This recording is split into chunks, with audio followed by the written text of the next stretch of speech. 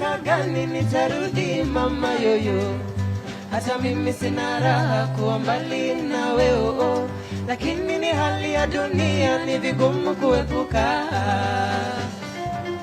Oh, mwana mama, oh, mwana mama, oh, maru mama, ni maru mama, ni maru bibie, oh, oh, oh, tarudi mama, usilie mama, narudi tizedi yoyo, oh, oh, tarudi mama, nitarudi mama, furahi pamoja, oh, oh, oh, nifurahi nawe, oh.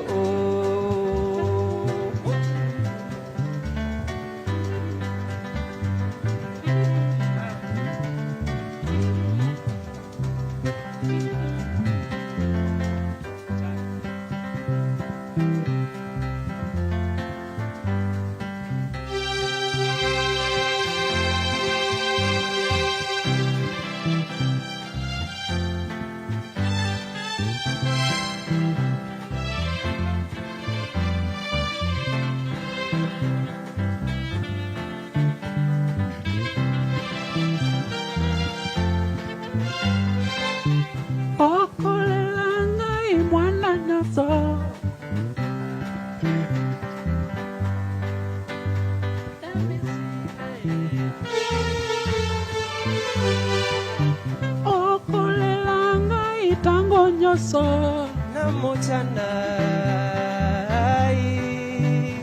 let me see it. Oko lelanga itango nyoso namutanai, let me see it. Oko tongo na izanga nyoso namutanai.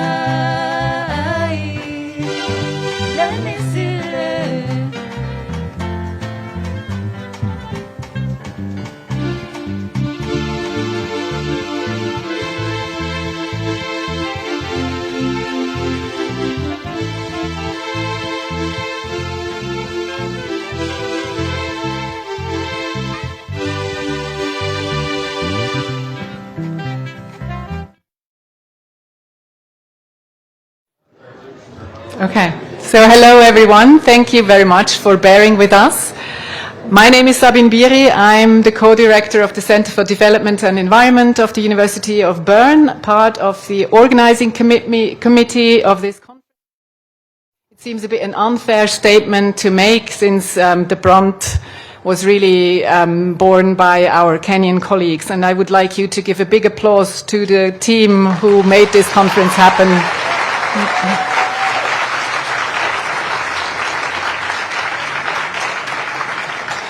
Personally, I've already been inspired by what I've heard and seen today at the conference. I'm already a bit exhausted, I also have to say.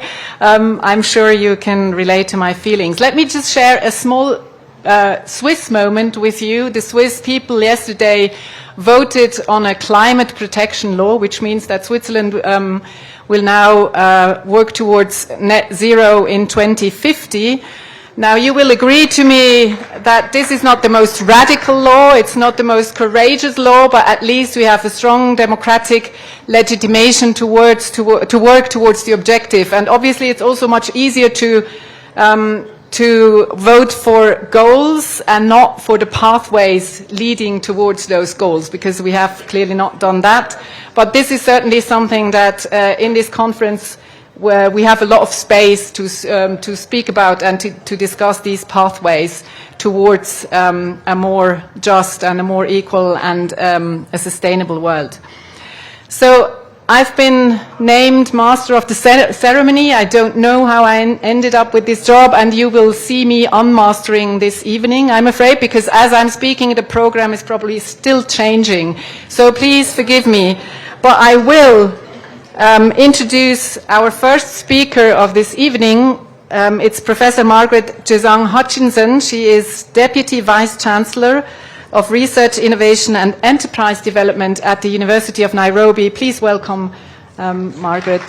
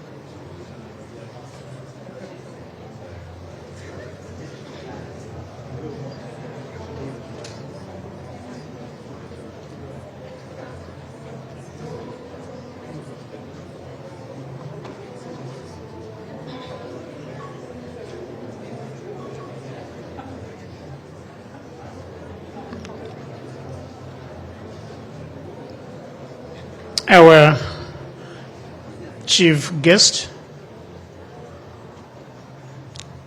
Prime Cabinet Secretary Honorable Musalia Mudavadi, with your permission, I would like to call the congregation to start, and I will be inviting our Master of Ceremony to take over the program, the part that aligns with her.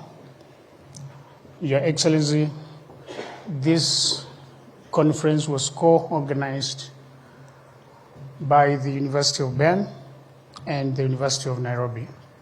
And for that reason, we've been having, co-chairing or co-emceeing of sessions. And in this case, we have Dr. Sabit Beer, working as a director of the Center for Development and Environment of the University of Bern. And she will take us in the first half of the session before we hand over to the next person. Most welcome. Thank you.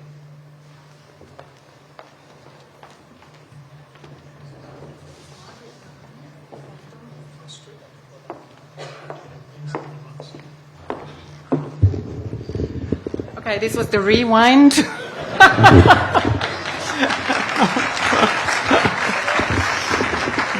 Thank you. And I'm giving it a second try.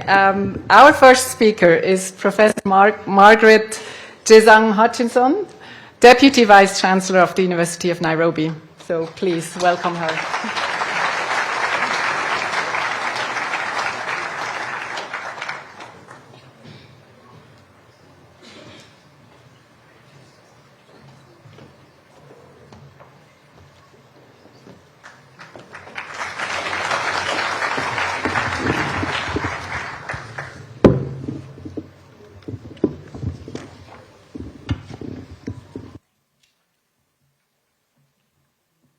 Our chief guest, Honorable Musalia Mudavadi, who is our Prime Cabinet Secretary in the Government of Kenya, Honorable Professor Amukoa Anangwe, the Chair of Council, Professor Stephen Kiama, the Vice Chancellor of the University of Nairobi, all protocols observed, friends, colleagues, distinguished guests, special mention for the International Association of the Commons, and colleagues from the University of Nairobi, good evening. Indeed, it's an honor for me to welcome all of you to this networking reception. I know the reception is out there, but believe you me, we shall have it. And indeed, this is a very big milestone for the University of Nairobi to host this great conference, which is co-hosted with the University of Bern and also CETRAD. As we gather to share our commitment to the exploration, preservation, and sustainable management of the commons, it is becoming very clear that the dangers that we face in terms of sustainably managing our commons is being challenged in a very big way. This morning, we gave an opportunity for us to interrogate the entire philosophy that underpins our conversations. And so there's quite a bit of disruptive thinking that can only come from academia in the entire scope of the universe. The academia are the only ones who have the freedom of expression, freedom of academic pursuit, and so this is a safe space where men and women of goodwill for the preservation of the commons come together to inquire of the best ways, both the historical injustices notwithstanding, the kind of education systems that we've had, and also going forward with our commitment that we are getting evidence that will guide the very policies and engagements that our governments, our communities can engage in. Therefore, the theme of the conference, the commons we want, between historical legacies and the future collective actions, is both timely and relevant to our rapidly changing world. So this very fundamental issue is critical for us. And as the University of Nairobi, we've decided in a very deliberate manner that knowledge is going to be our guiding principle, that we are going to gather evidence so that our discussions are not necessarily just hypothetical, although that can also be part of the story, but that the data that we gather is going to be evidence to guide our very discussions. And so this week, as we gather together as scientists, as collaborators, as friends from different parts of the world, that this will be a very robust scene of discussions, exchanging ideas, coming up with a common platform on which we can continue to have this discourse going forward. And so we are so proud as the University of Nairobi to be associated with the International Association of the Commons and to co-host this biannual conference. May the discussions that we will hold through these thought-provoking sessions, the connections that we make will be enduring. The outcomes of the conference will pave ways for a more sustainable and an equitable future so that each one of us can speak of the times to our grandchildren, those of us who are able to get children, and I'm hoping many of us do, that we can tell them of a time when there was a turning point in the discussions around the commons and we made it sustainable, beautiful, in the common sense. So let us use this networking reception as an opportunity to build bridges, share ideas, and strengthen our collective efforts in managing the commons for the benefit of the present and the future generations. I want to thank you and to wish you a very enjoyable afternoon while I take this singular opportunity to welcome our Vice Chancellor, Professor Stephen Kiama, to give you the official welcome as he did this morning, but now in the presence of dignitaries that have come from government and also to the reception. And so may God bless each one of you as you continue. Asante sana.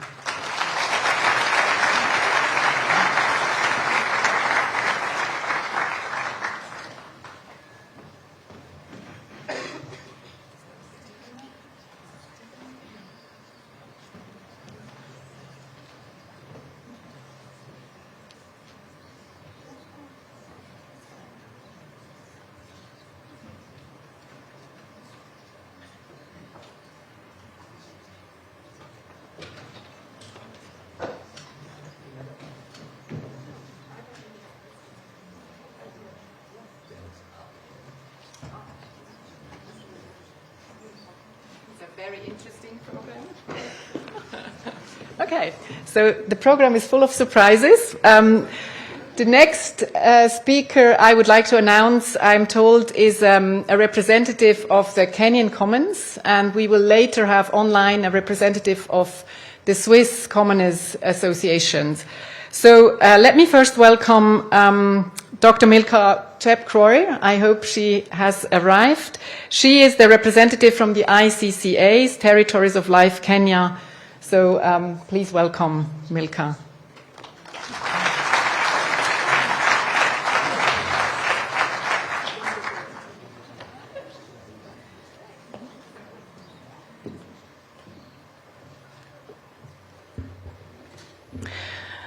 All protocols observed.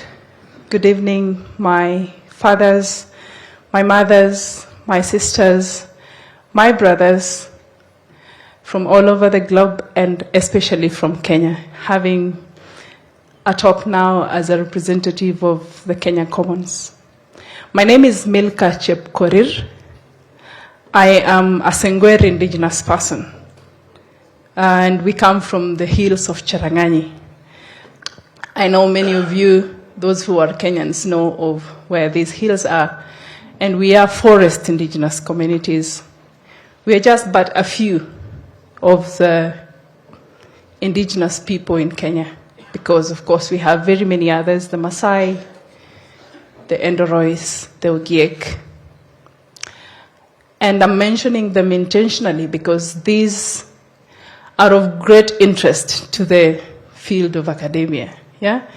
You go everywhere, and you go especially to the repository of the University of Nairobi, and you find us having been researched for so long for the many, many interests that academics and academic institutions have on us, ranging from our indigenous knowledge, ranging from our very diverse and interesting cultures, and our attires, because that's first, of course, the things that people look at when they look at indigenous people and the commons. And as we congregate here as learning institutions, individuals interested in studying the commons, it calls to our attention how we have been able to use this knowledge to really, really meaningfully bring impact to the commons, wherever they are, whether in Kenya, or in Switzerland, or in Tanzania, or in Uganda, wherever they are. And because learning institutions are where community youths like myself and the commons from everywhere we come from run to get knowledge, then calls upon us to be meaningful in what we do, in what we write about as the commons. And maybe rethink how the academia, year by year, decade by decade, goes on to redefine who the commons are or who the indigenous people are, to fit research topics, to fit funding opportunities, to fit the much that we write and publish. And so with that, I call upon ourselves to reflect on how much confusion, if I may say, we bring to the commons by labeling them the many words, leave alone the fact that we are calling them commons right now. So what do we call the others? What do we call the knowledge that comes with everybody being either a local community, an indigenous person, or a person living in the urban setting? Do we all call ourselves commons? Do we all call ourselves indigenous? Do we all call ourselves, or do we let people self-identify and so not use the academics to redefine who commons are? I'm saying that specifically because we have to inform as well. We have to inform policy within governments, and that it goes with what countries have within their own policies on how they classify their own populations. And while reflecting on that, being Kenyan and having our constitution, Mheshimiwa, very progressively on identifying our local communities, our indigenous people, then I think this is an opportunity for us to invest more or research more towards what really reflects on the law and can help our governments to make policies and laws that helps our own people to develop meaningfully and respectively and sustainably to the environment and to ourselves. I say that also to make it clear that the government of Kenya and this country right now doesn't have a policy that is clear on how we engage the commons, as we call them here now, and maybe now, according to the law, the indigenous people and local communities. And as Madam said, you know, academia is where papers come out, research come out, and is rarely politicized, because then it is incredible. Then it informs what happens within our legislative systems. And goes back to when we research, how much do we want to contribute to a country's progress, to a country's development, and to a country's improvement and the dignity of its own people. So I wish us all the best as we gather here to reflect about the commons and to call upon ourselves to be honest as academia and not to be full of ourselves. I say ourselves because I am also in that, as well as I'm an indigenous person. But honestly, sometimes we become too full of ourselves that we think we know everything, but really all the knowledge that we have and the researches that we've had is from communities. So the knowledge is from those communities, those commons, those indigenous people, those local communities. And it calls on us to be what? Respectful. And do what would fit those commons, those indigenous people, and those local communities. And for the Kenyan academics,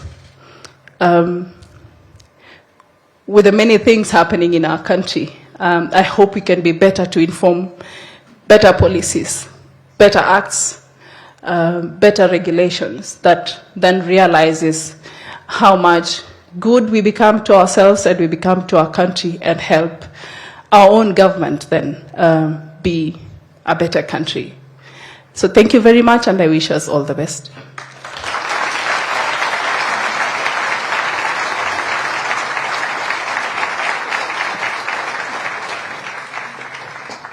Thank you very much for these inspiring words, Milka. And we have next the representative of the Swiss commoners, Elias Meyer, and I hope we'll be able to make the link work. Please welcome Elias Meyer.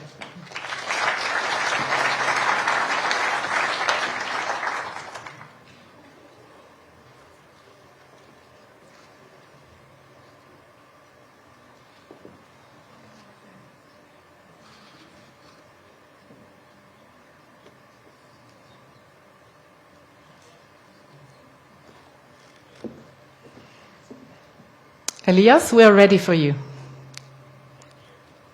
I think.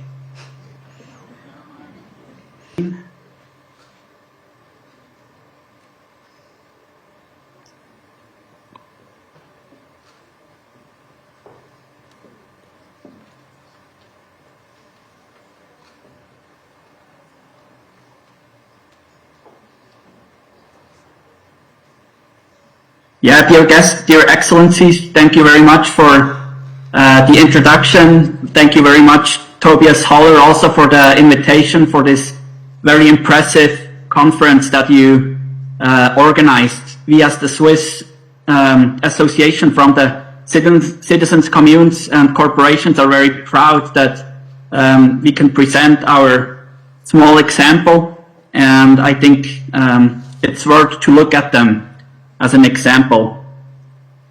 What is Switzerland known for? Many of you probably know the cliche ones, the banks, the chocolate, the Heidi, the mountains, the watches, all these nice things from Switzerland that for us Swiss are well known and is well known in the public, also in the whole world.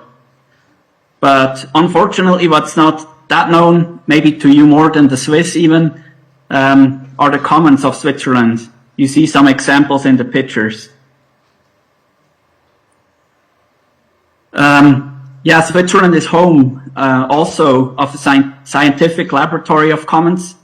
Robert Netting started it with a book and study on balancing on the Alp ecological change and continuity in the Swiss mountain community.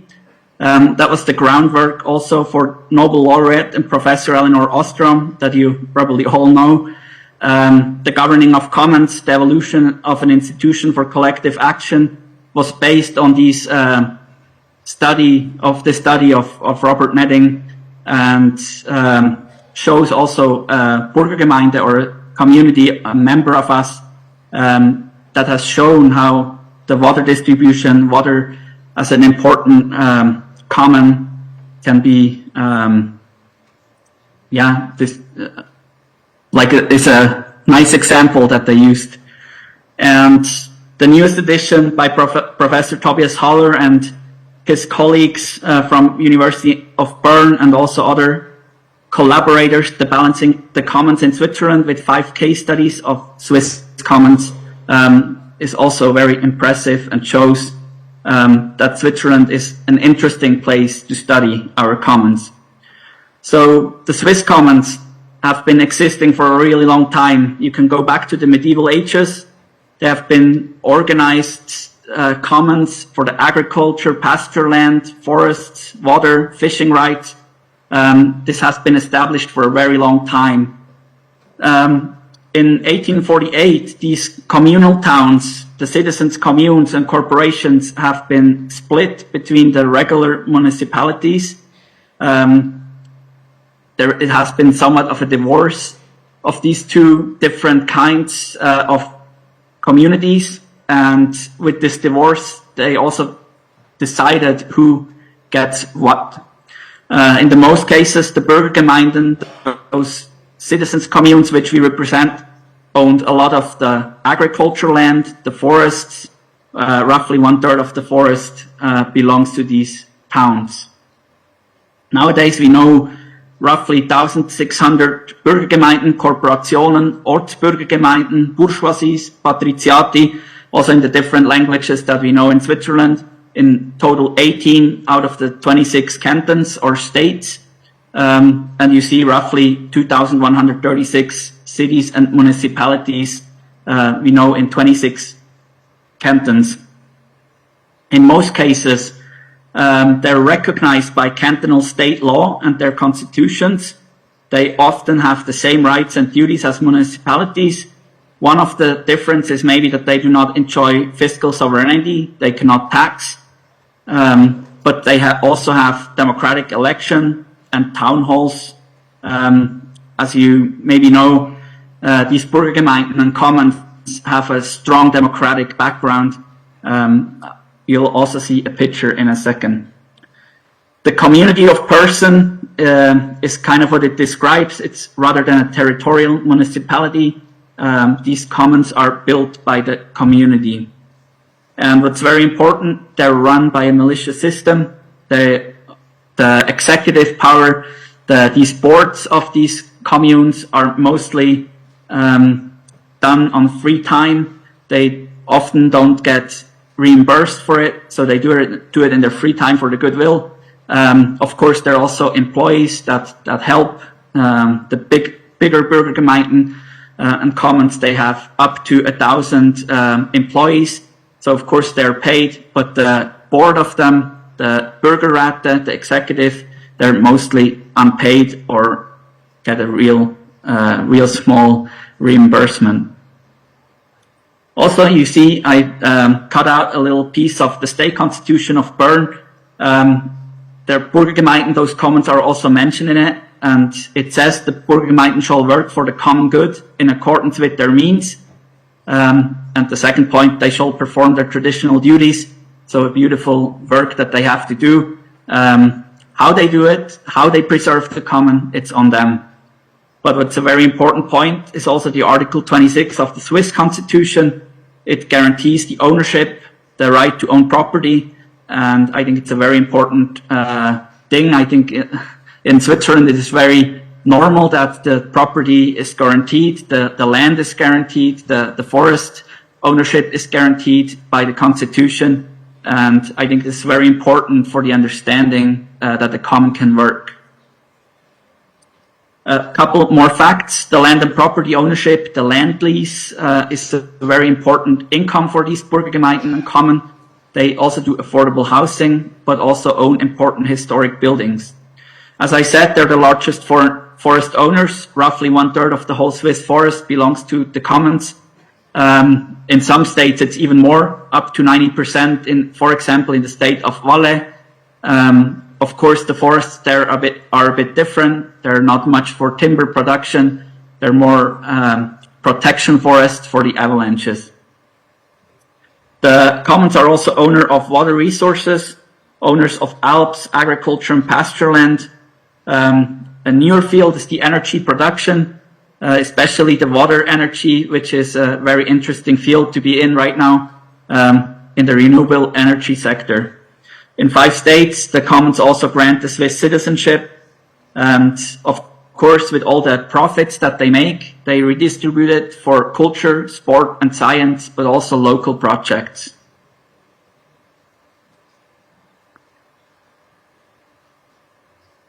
Here you see a couple pictures just to show the broad field what these commons and Burgergemeinden do.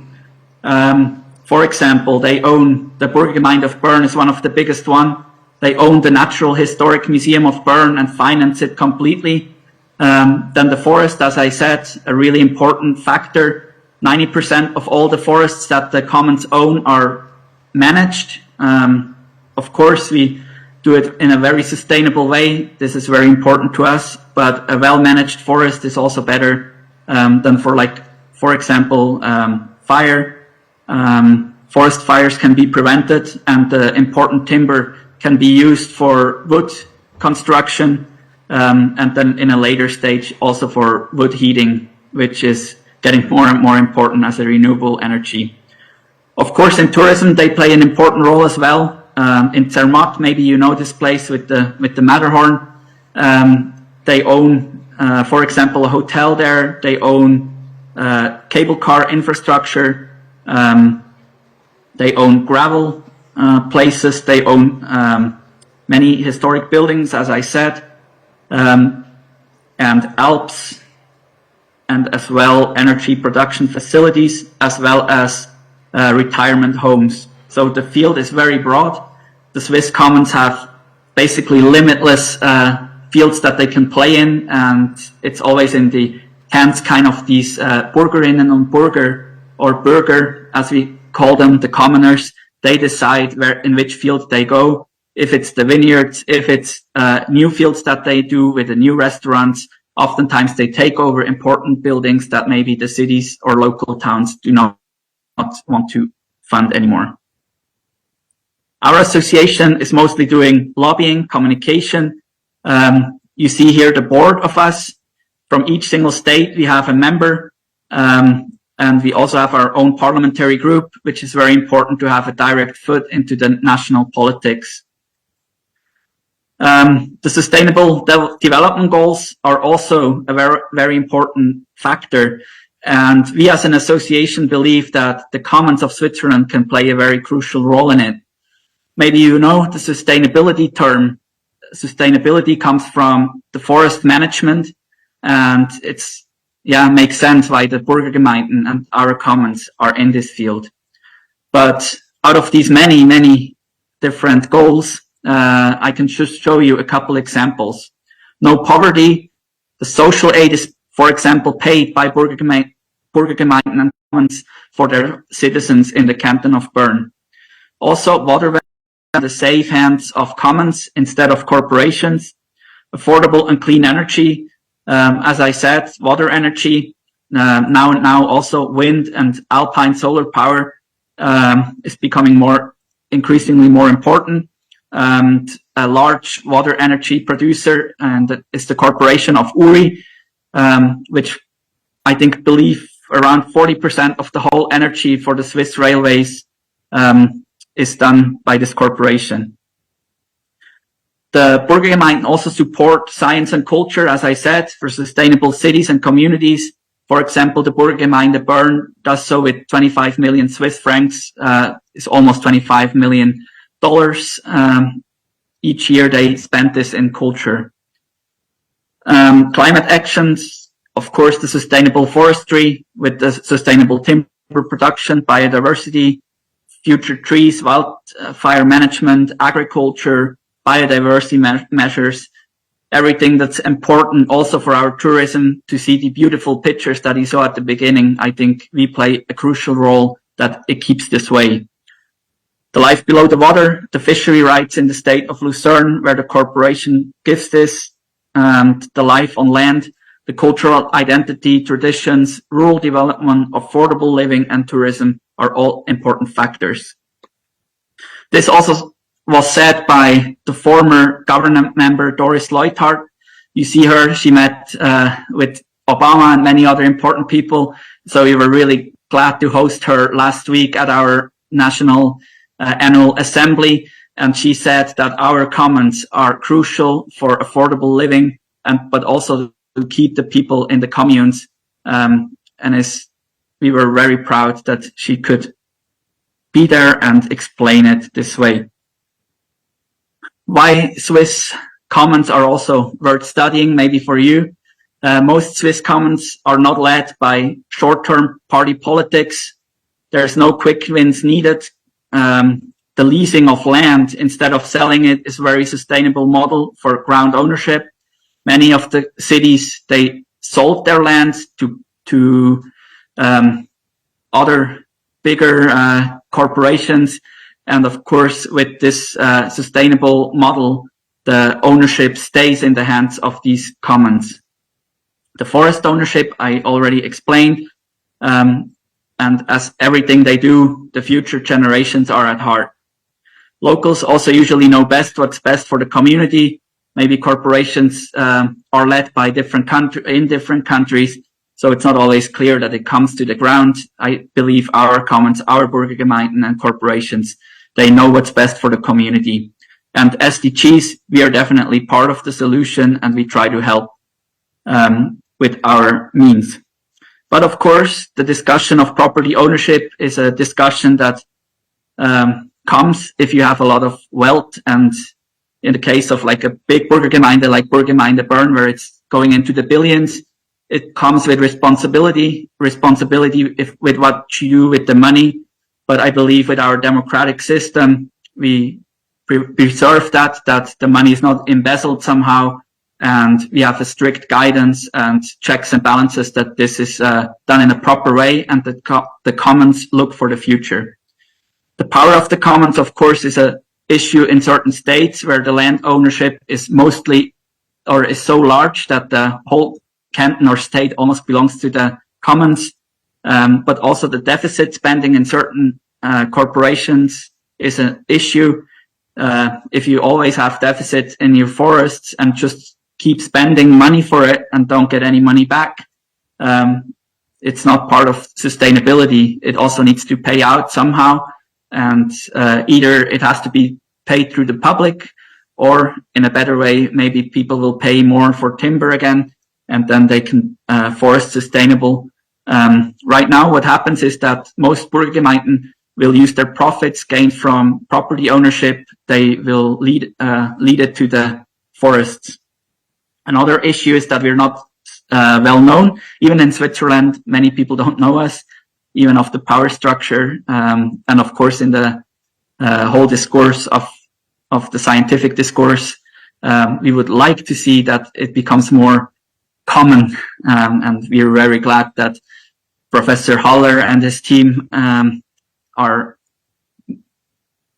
leading also to a better knowledge in Switzerland, and we're very glad that the media also picked up the new book that was published. They were also reporting about it, and we were very glad about this. The discussion of commons, of course, is a scientific discussion, and we try to also bring it to our commoners because I think they can be quite proud of it, as you saw in the examples. You can contact us, of course, in my email, but also follow us on our social media channels. And yeah, thank you very much for your attention, and I wish you all a very good conference. And I wish I was there, but I will have other meetings, unfortunately. But wish you all very much success, and thank you very much.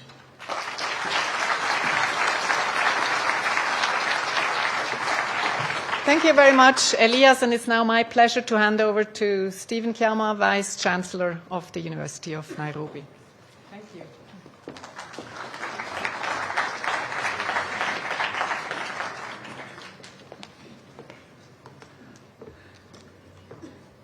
Yes, how are you this evening?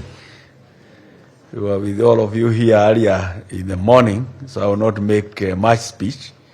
It's time for our chief guest, the Prime Cabinet Secretary, Honorable Wycliffe Musalia Mudavadi. But before we invite him, we are going to invite a few other guests, if you allow. Yeah?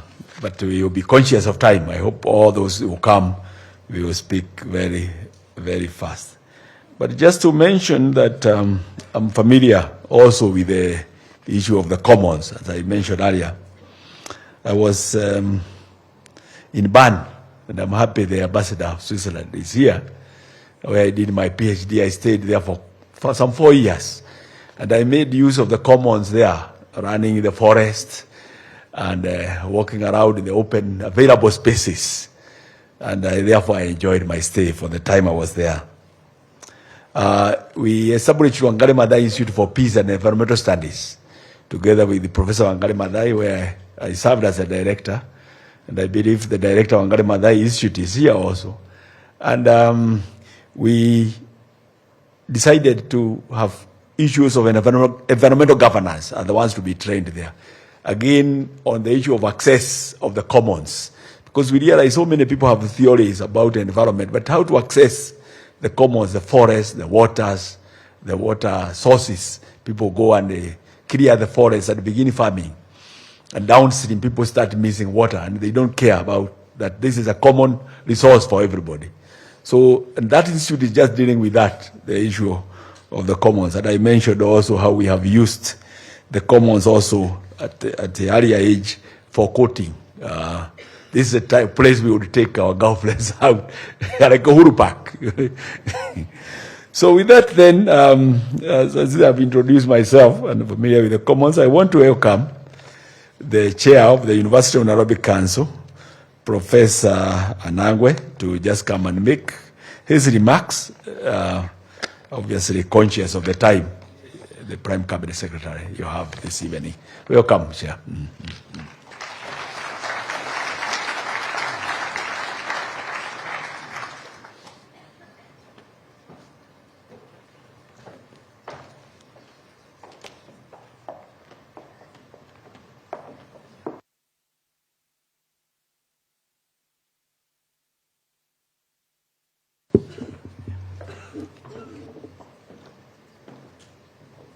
Yeah, the chief guest, His Excellency Musalia Mudavadi, the Prime Cabinet Minister of the Government of Kenya, the Vice Chancellor, Professor Stephen Kiama.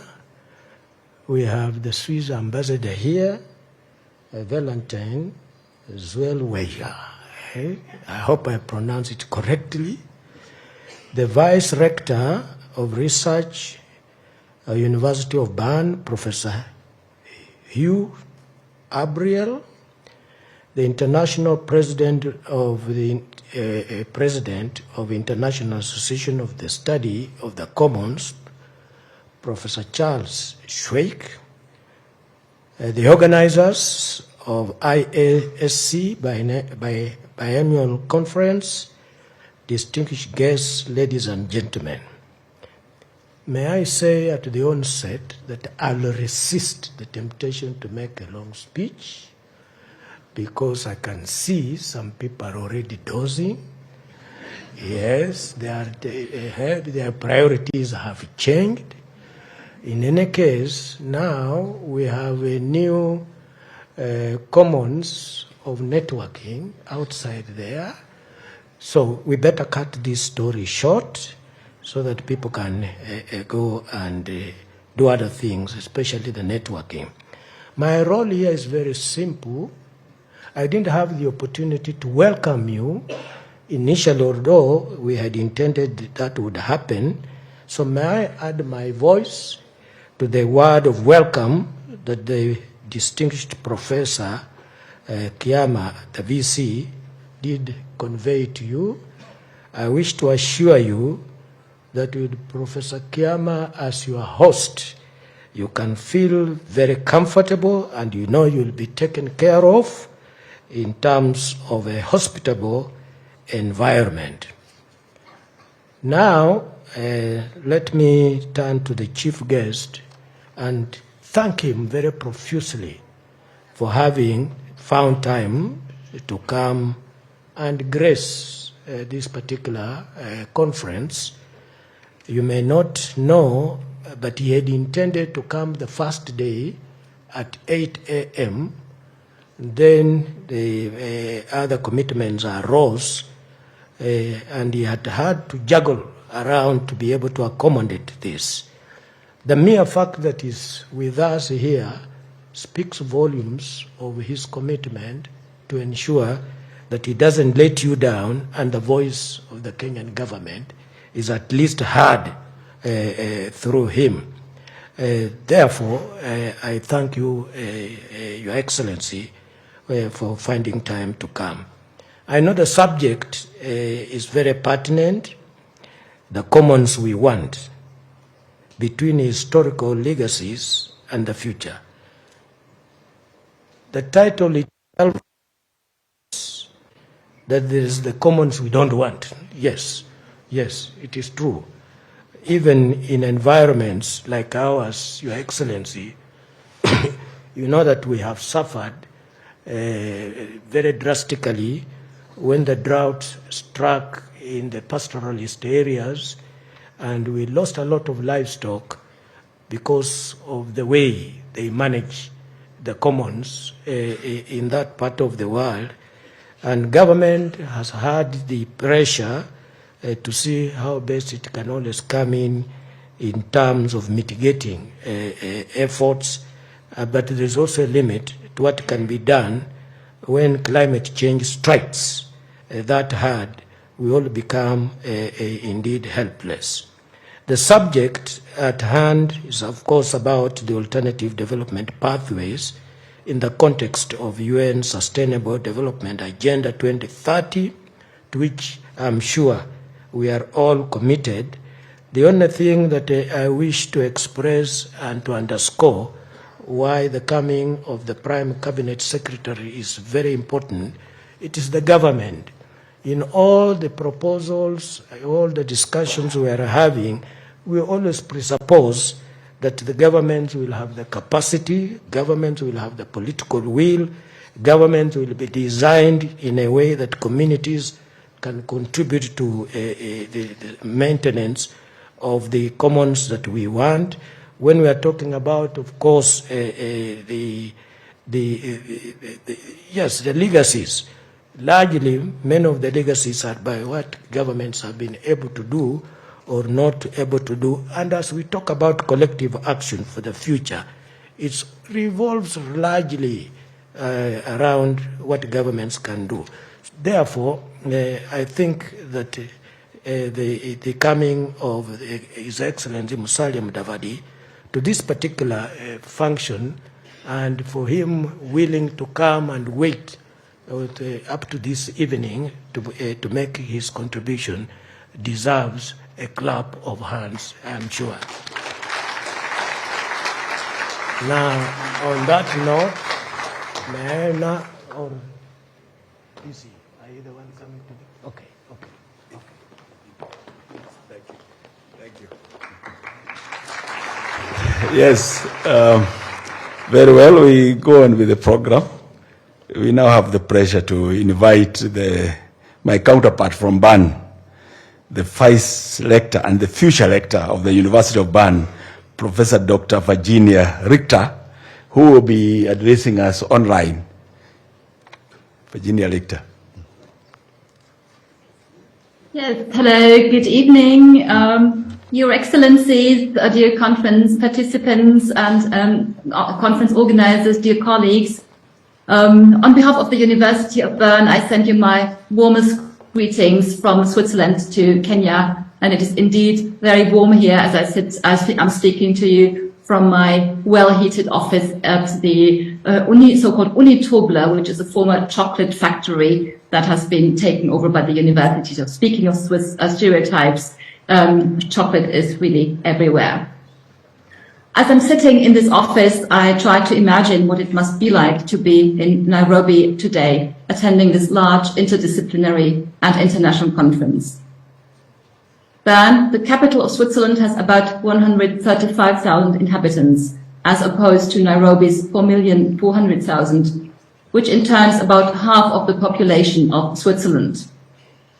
This difference alone indicates how distinct the problems are that our two cities and our two countries are facing in the 21st century. For example, regarding the role of the commons for urban transformation, the conference's second sub-theme.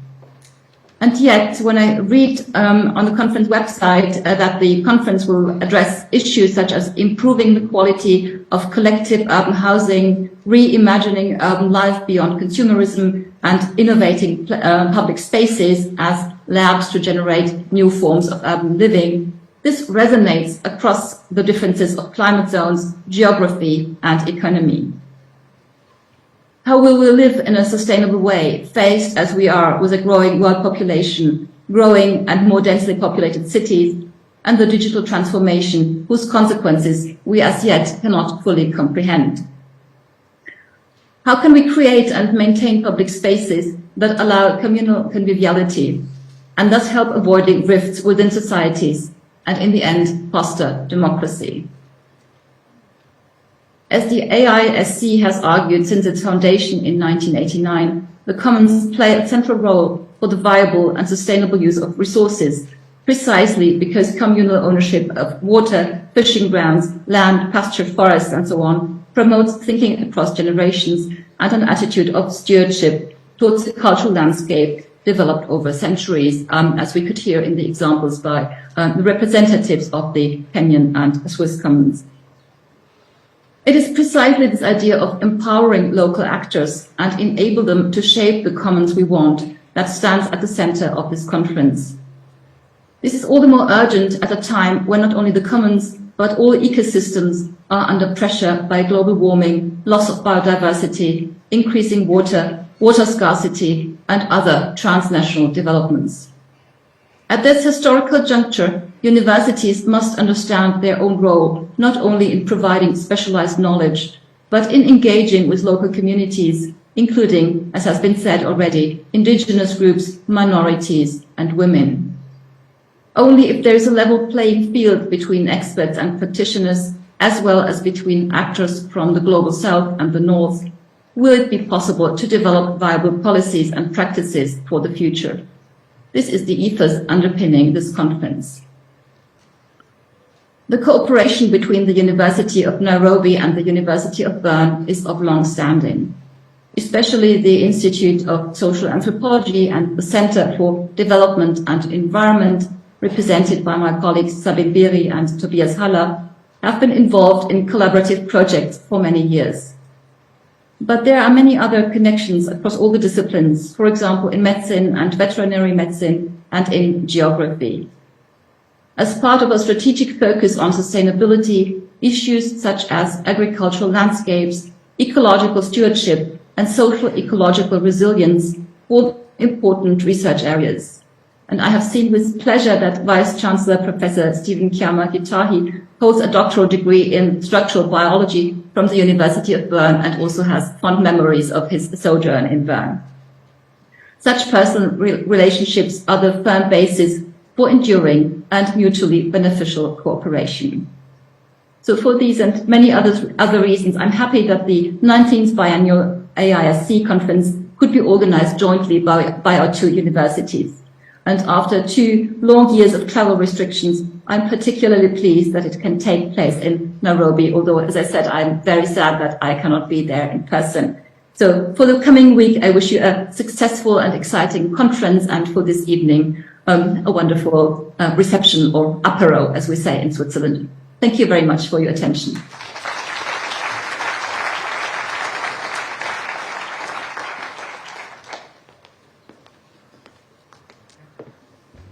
So thank you very much.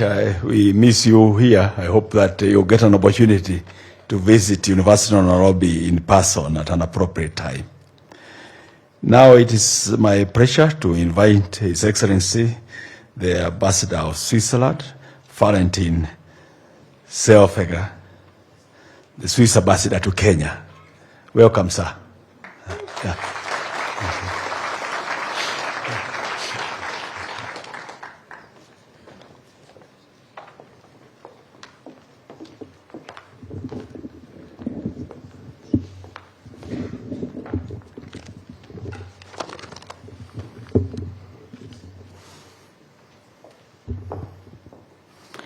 Prime Cabinet Secretary, Honorable Musalia Mudavadi, Madam Deputy Vice-Chancellor of the University of Nairobi, Professor Margaret Hutchinson, Madam Vice-Rector and future Rector of the University of Bern, Professor Virginia Richter, dignitaries, dear representatives of Kenyan and Swiss commoner organizations, ladies and gentlemen, dear friends, colleagues, and members of this community.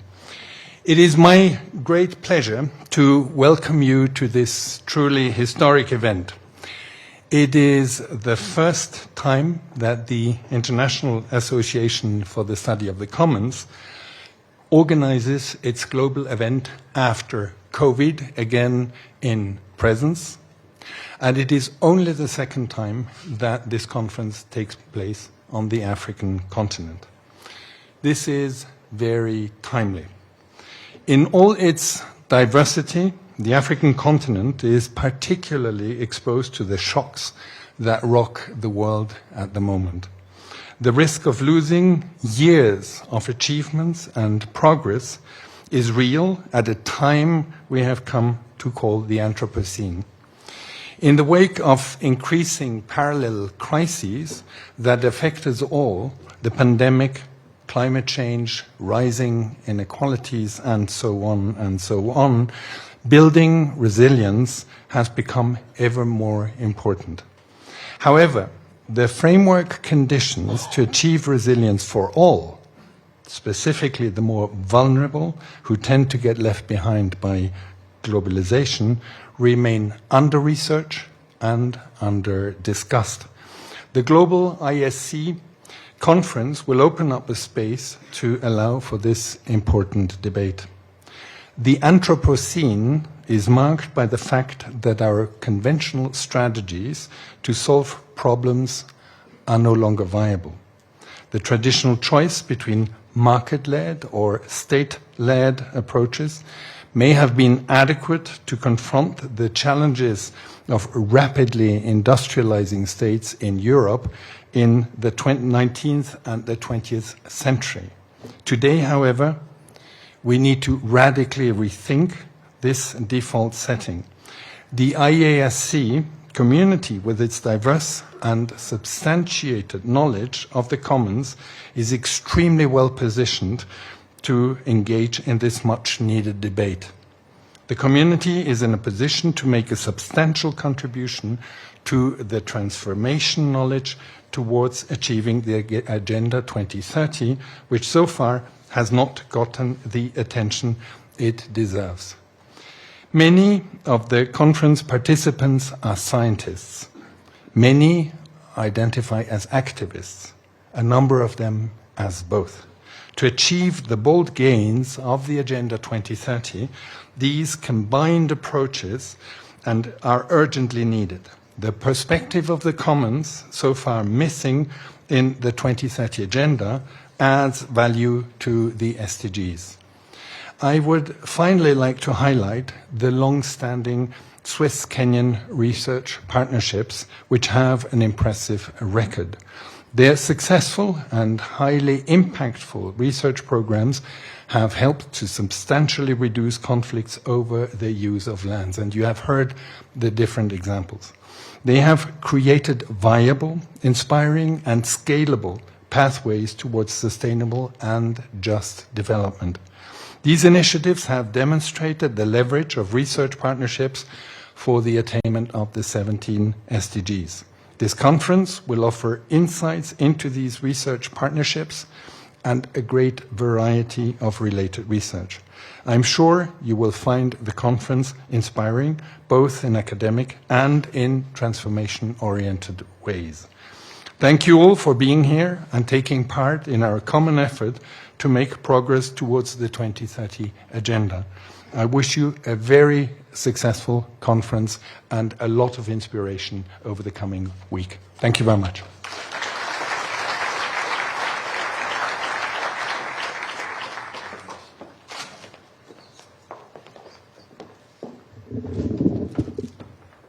Yes, very well. Now we have come to a moment of listening from the chief guest. We are very happy that you found time to come. I know how tight it was, and the chair of council has explained this from morning. But we kept in touch, and you said you come. Maybe arise as we receive the chief guest. Yeah. Please come. Professor Honorable Wycliffe Musalia Mudavadi. Come. Yeah.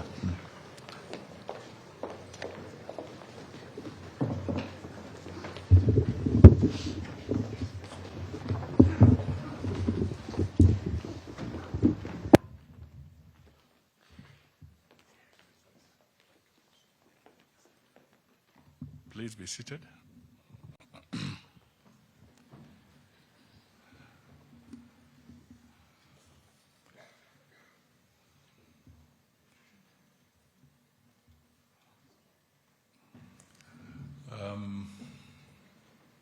Good evening. I want to start on by apologizing that I was not able to be with you in the morning.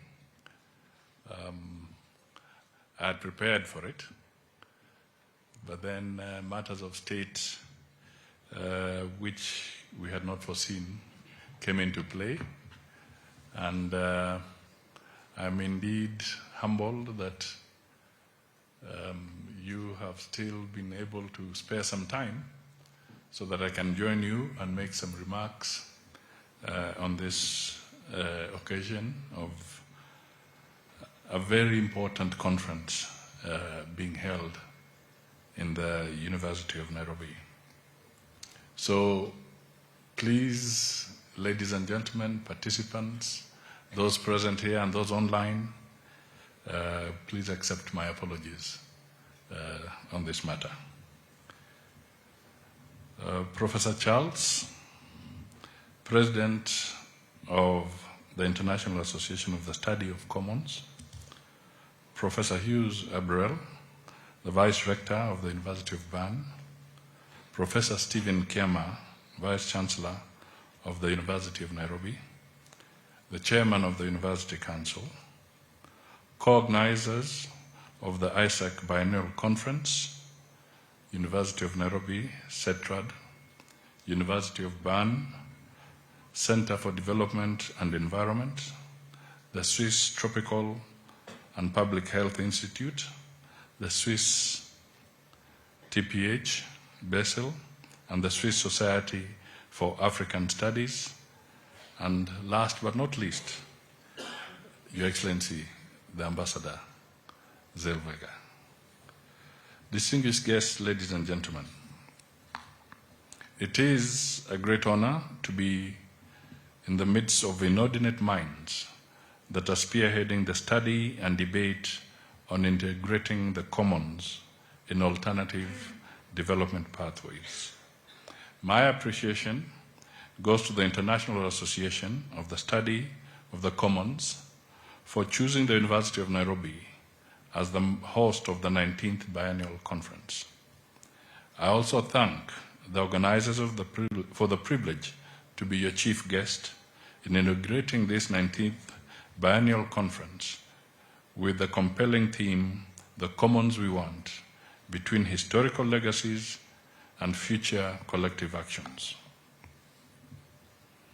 I therefore warmly welcome you, all of you, esteemed delegates, scholars, researchers, and practitioners gathered to explore the potential of the commons in shaping a sustainable and prosperous future.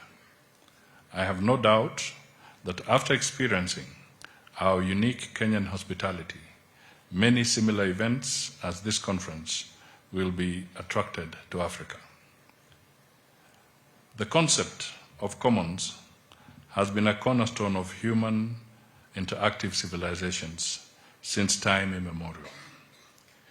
It is only that we often don't talk much about it, hence the importance of this conference. My understanding of the notion of the commons is that it represents shared resources, spaces, and systems that are managed collectively. Most importantly, it is guided by principles of fairness, equity, and sustainability. These are principles embedded not only in our Constitution, but also guide our development planning. In Kenya, the commons we aspire to is rooted in the belief that by harnessing the power of collaboration and inclusivity, we can create a future that is just, resilient, and prosperous for all. Coincidentally, the government's bottom-up economic transformation agenda, commonly known as BETTER, is rooted in belief that we are safe if we uplift the livelihoods of those at the lower end of the economic ladder. Our view is that development that is not shared by the majority is pseudo-development, or what Walter Rodney accurately called underdevelopment. For Kenya, therefore, the notion of the commons is not a borrowed ideology, but instead runs deep within the fabric of our society. At independence, the spirit of working together to uplift each other was capitulated in the clarion call of Harambee.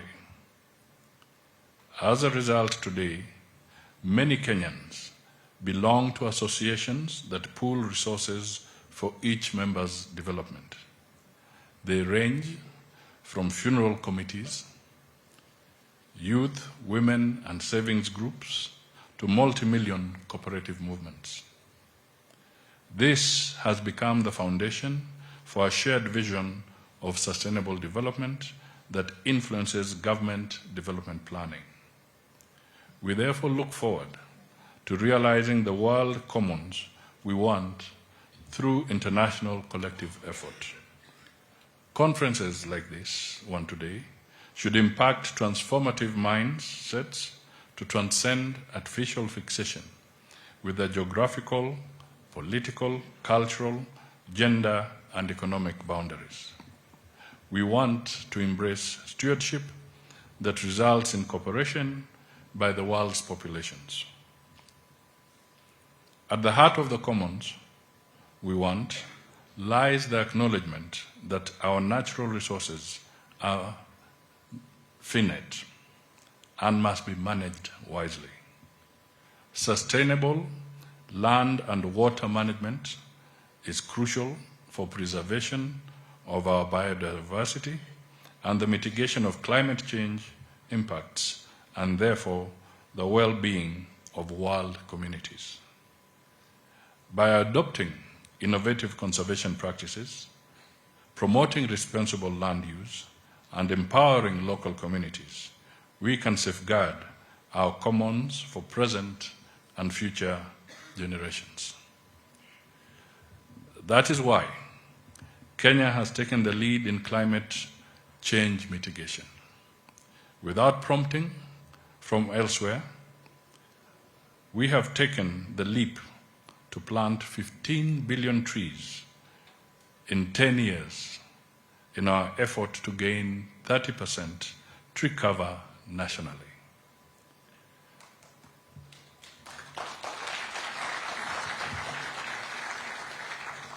The drive is coming from the bottom up by empowering community participation.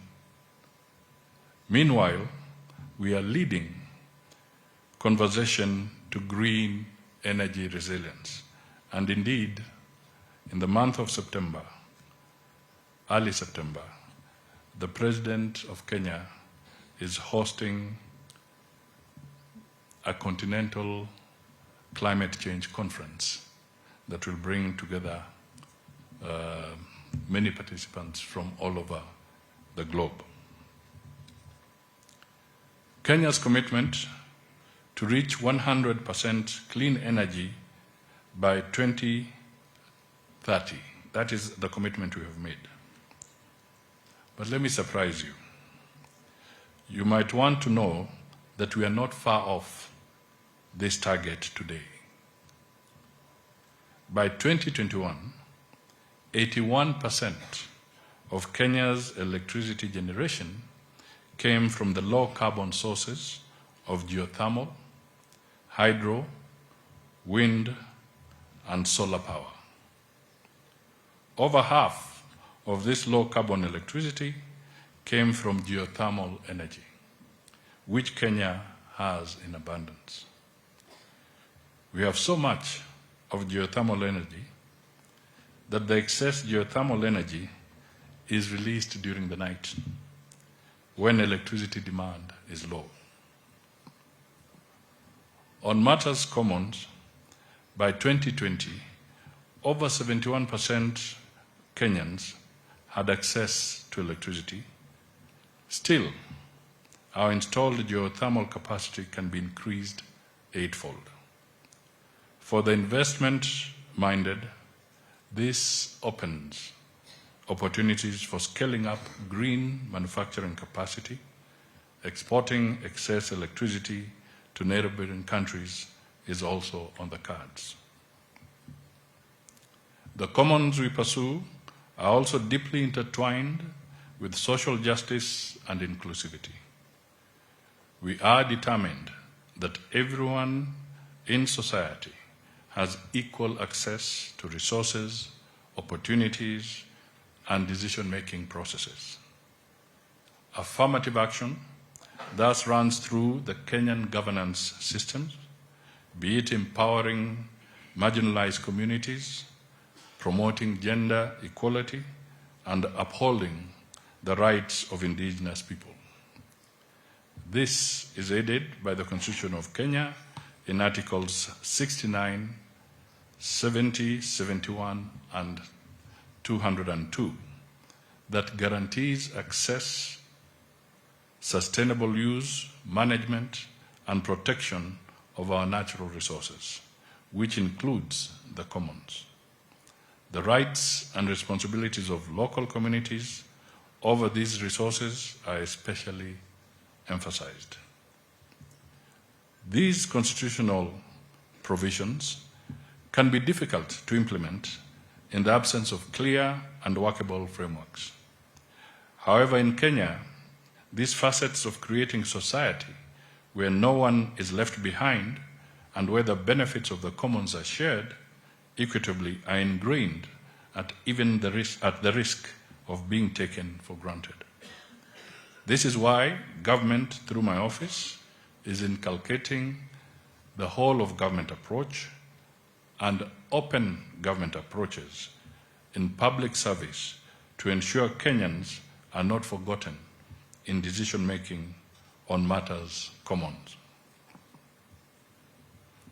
For a country whose economy depends directly on the exploitation of natural resources, we have no opportunity to sidestep issues the commons. Balancing the preservation of the commons and the immediate needs of society is not an easy affair. In some cases, one is dealing with the real violent conflicts because the interaction is real life-threatening. And this has been happening in parts of North Rift. This is an area where we have seen real conflict in this area. Farmers are forced to encroach into fragile forest land out of the need to feed their families. The consequences are destruction of water towers upon which their very own livelihoods depend. On the other hand, how can we secure wildlife sanctuaries to grow the vital tourism sector side by side with competing needs of pastoralists seeking to protect and graze their livestock, especially during periods of punitive droughts? Nairobi is a highly cosmopolitan urban center and may be the only city in the world existing side by side with the natural habitat, the Nairobi National Park. But how can the city grow without interfering with the wild in the national park? Some of you may recall the 2004 Nobel Peace Prize laureate, and she was indeed referred to earlier today, this evening, the late Professor Wangari Maathai, who also taught at this venerable university. As early as 1989, the renowned environmentalists fought hard to prevent government construction of a 60-story building within the city's most central common space at Uhuru Park. Among other reasons, she argued that Uhuru Park gave millions of Nairobi residents a natural environment for recreation and a breath of fresh air. I don't know about what Professor Kiama was talking about. He said that it was also for another purpose. That taught us the lesson that whereas our natural resources and the commons should be seen as vital development assets, we must also seek viable alternatives to ensure their protection.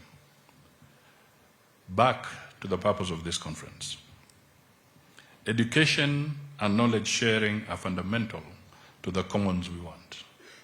By investing in quality education, promoting research, and fostering intellectual exchange, we can build the capacity of our citizens to understand and address the complex challenges we face. Through collaboration between universities, research institutions, and communities and government, we can generate innovative solutions that will produce a sustainable future. The commons we want must also embrace the power of technology and innovation. Digital advancements offer immense opportunities for participatory governance, citizen engagement, and the efficient management of resources. By harnessing the potential of digital platforms, we can enhance transparency, accountability, and effective decision-making by ensuring that the voices of all stakeholders are heard and respected. This is the essence of Kenya's open government thrust. Yet we face a new existential threat. Apart from new issues of health and digital commons, which are prominently featuring for the first time, local commoners face increasing pressures from international conservation and sustainable development frameworks. Often, these agendas do not include the locals' resource rights, their views on resource governance, and their role in maintaining sustainable resource use. This must change, and change urgently, so that recognition and participation can help achieve a sustainable future. In sum, the challenges facing the commons are being aggravated by environmental degradation, climate change, population pressure, and rising poverty levels among our people. The conflicts associated with shared resources are some of the most protracted to resolve. But it clans jostling over grazing lands, or people taking up arms against evasive wildlife. Sometimes government's intervention only postpones escalation of crisis, thus only delaying resolution. Between countries, diplomatic channels are sometimes not as effective in cross-border conflicts over shared resources. We need to acknowledge that in most cases, the source of conflict invariably holds the ultimate solutions. Ladies and gentlemen, my presence here to open this conference is an endorsement of its important contribution to the national development agenda under open government. I am optimistic we will leverage on partnerships in ISAC's vast pool of research and expert knowledge in the development of effective policies for the implementation of sustainable management practices for the commons. This will include strengthening collaboration and cooperation, equitable access and distribution, and participatory governance. I am aware that participants have approached this 19th conference with open minds, ready to challenge assumptions, embrace diversity, and explore new avenues for collaboration. I draw inspiration from the wealth of experiences, research, and knowledge represented in this gathering, knowing that vestiges will remain in Kenya. That way, we can together shape policies, practices, and transformative initiatives that will unlock the full potential of the commons and steer our societies towards more sustainable and inclusive progress.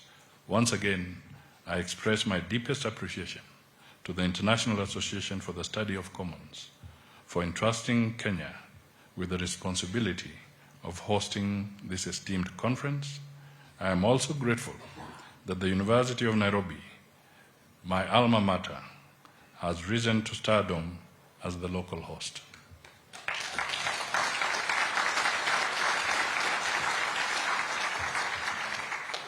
May deliberations in the conference therefore ignite new ideas, inspire innovations, and pave the way for the commons we want. I wish you an enlightening conference and look forward to the fruits of your collective efforts for a more sustainable future. It is now my pleasure to declare the 19th ISAC Biennial Conference 2023 officially opened, and once again welcome all of you to Nairobi for a safe stay and fruitful participation in the conference. Thank you.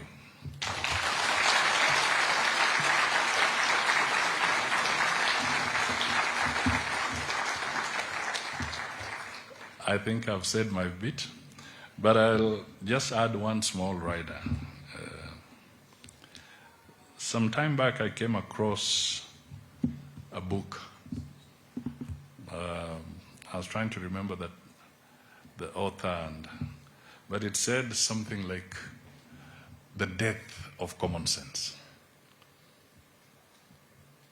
I think that was the title of the death of common sense. I was just trying to reflect a little bit on it, and I was wondering if common sense dies, what happens to the commons?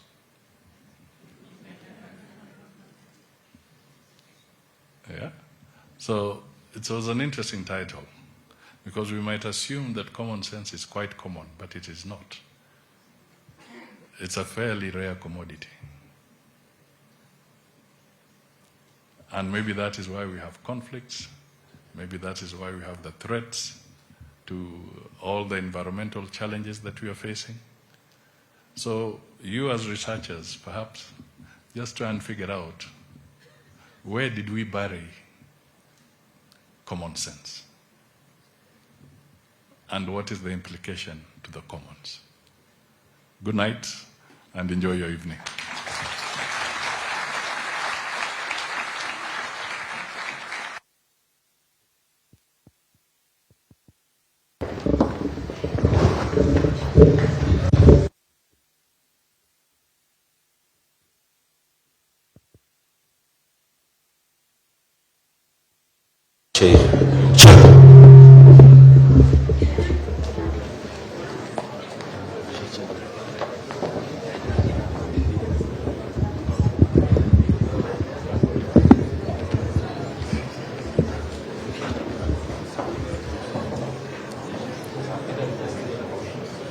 Your Excellency, our Chief Guest, Prime Cabinet Secretary, Honorable Mudavadi, we are so grateful to have had the opportunity to listen to your very inspiring and insightful statement. This is a statement that could stimulate very interesting discussions, but because of time and because we would want to release you to go and rest, having been waiting for you since morning and knowing that you are not idle wherever you are, you must be tired. I, on behalf of the Joint Organizing Committee and the entire delegation, can only assure you that this wonderful speech that you have given us will remain our inspiration and guiding, beacons throughout the week, either inside the plenary or in the panels, or even during our in-conference and post-conference excursions. I believe the speech will also continue to influence our discourse beyond this immediate period of time. Thank you so much, and may you have a restful evening. Ladies and gentlemen, may I request that we remain upstanding as our chief guest leaves, and we remain still until he exits the hall.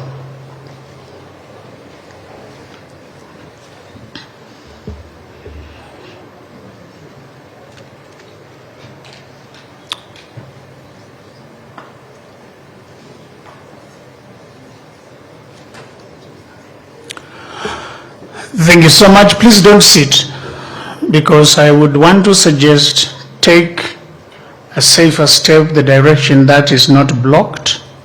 Walk up the stairs.